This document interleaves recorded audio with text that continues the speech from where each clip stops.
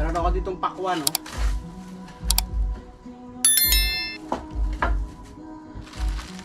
Expo. Tapos sinigang na pumpano mga boss. Ang laking bagay niyang puno niya mga boss. May lilom. Turon. Ayan. Kaya sa isang araw lulutuin namin to. Ang laki oh. Tingnan malaki pa sa mukha ko. Ang laki-laki na ng mukha ko pero mas malaki pa to.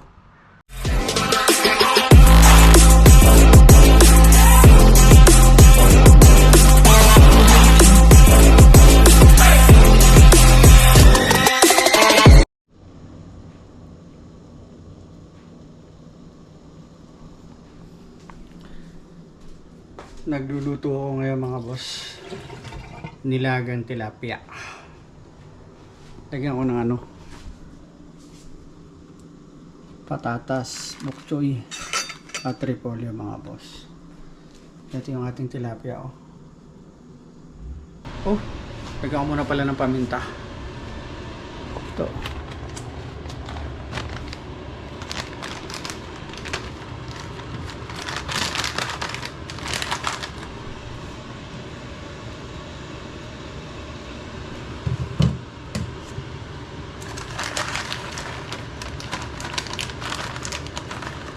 Pamintang buo yan mga boss.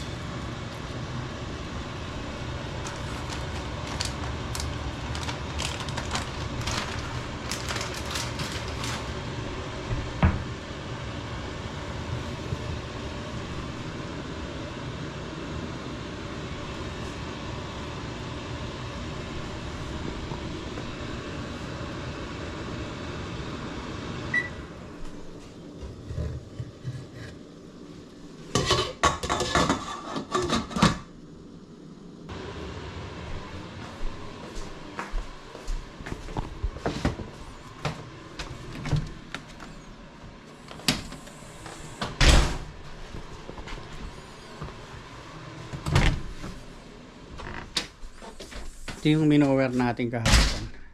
Tingnan nyo.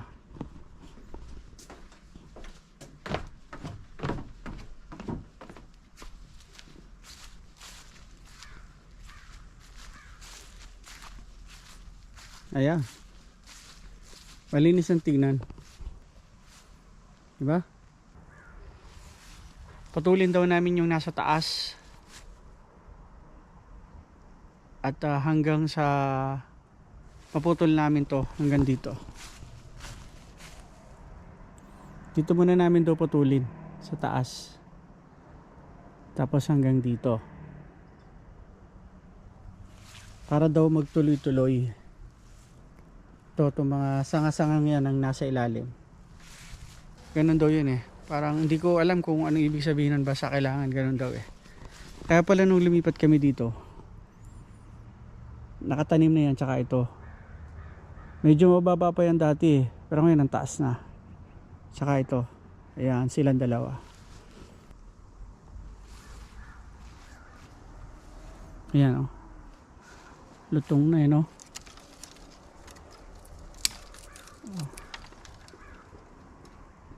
Tuling yan na to. Putol na.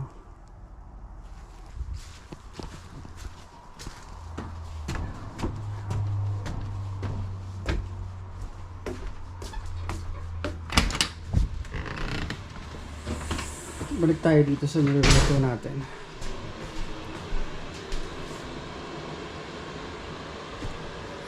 Lagay ko na yung isda. Ito. Ito, avocado. Makita nyo ba yung saging na yan? Kakaiba ano? Mahaba.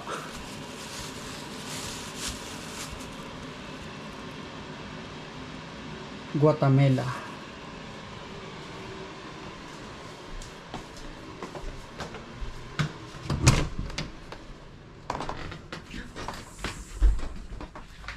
Wala akong nakitang ganitong kalaking saging sa Pinas ah.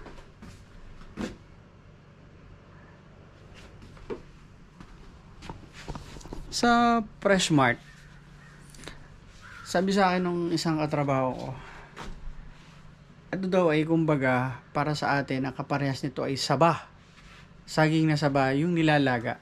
Ginagawang banana Q, ganyan. Kasama sa nilalagay natin sa pagluluto, sa putsero, di ba nilalagay natin ang saging. Ito daw ganun din. Pag ganito na itsura niya, akala nyo bulok, hindi daw to bulok. So ngayon, kaya yung kasama namin sa bahay bumili nito. Dahil nakakain daw siya nito.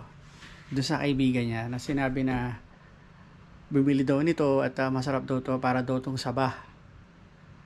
Masarap daw to na gawing turon. Ayan. Kaya sa isang araw lulutuin namin to. Ang laki oh. Tingnan, malaki pa sa mukha ko.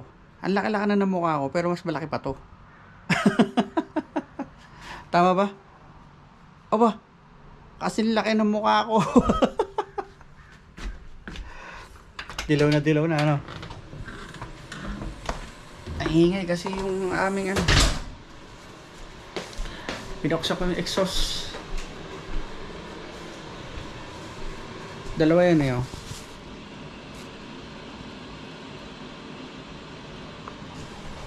Ang tawag dyan, saging na saba. Nilagay ko muna yung patatas mga boss para lumambot. Susunod natin yung gulay. Alarm. Nag-alarm ako para hindi ko makalimutan uminom ng gamot. Kasi may gamot akong iniinom eh. Tapos gulay. Tapos yung ating isda.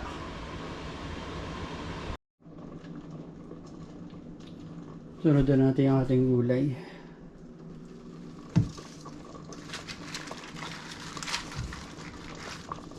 Konti. Ayan.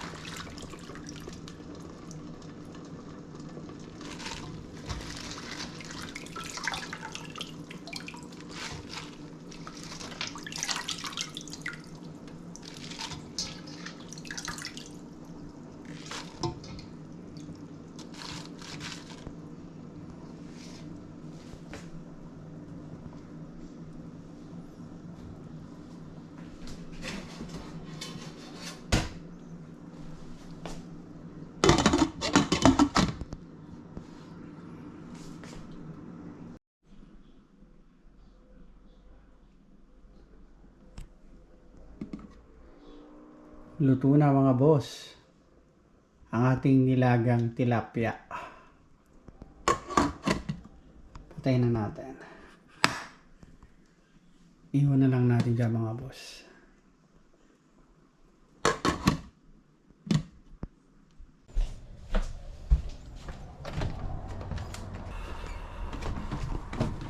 Check ko muna pala kung merong lagaring kahoy mga boss. Yung may talim-talim ba? Wala kasi kami kutsilyong malaki. At mas mabuti yun na gamitin ko yung lagaring kahoy, di ba? Check ko pala. Meron dito.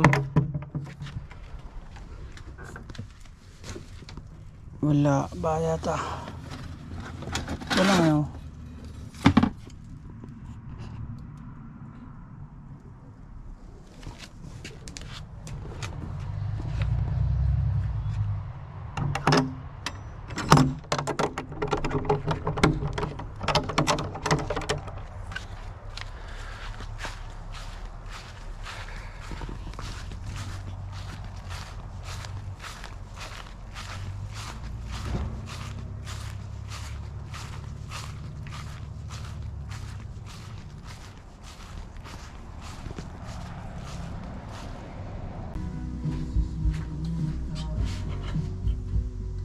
Kain tayo.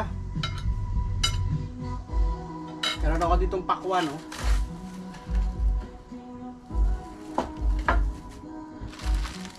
Expo. Tapos sinigang na pumpano mga boss.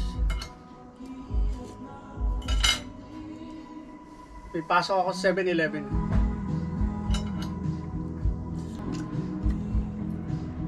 Sarap tumambay dito. Kapag hapong gantong ano, hindi gaano mainit tapos Wala masyadong hangin.